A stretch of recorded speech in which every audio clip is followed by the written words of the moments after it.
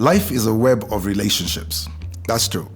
Everybody's life, your life, my life, is a web of relationships, which means that as we journey on this journey called life, we are creating relationships along the way, every single day, between our suppliers, people we buy from, our friends, our neighbors, our family, our teachers, our mentors, just every single person. We are just creating relationships. And all these relationships, they interact, they interconnect. So we call it a web. So life is a web of relationships. And actually, it's a mixture of good relationships and bad relationships.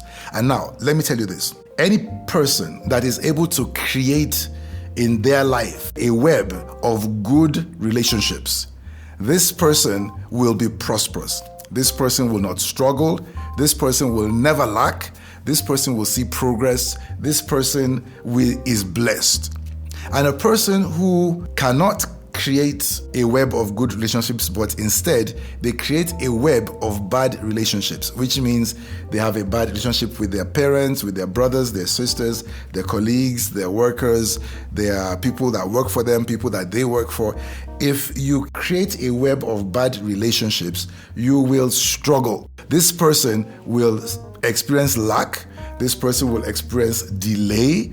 This person will experience a lot of negativity. They will just struggle. So what we're learning today is the fact that we have to be intentional about creating a web of good relationships, and the fuel for relationship, what makes relationships work, is love.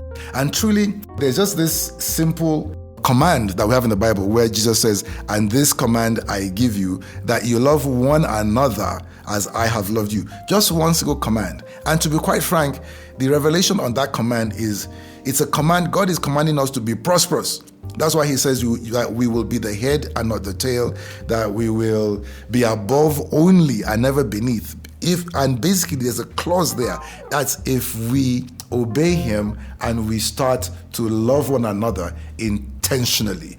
And we are going to talk a lot more about love in the future. Thank you.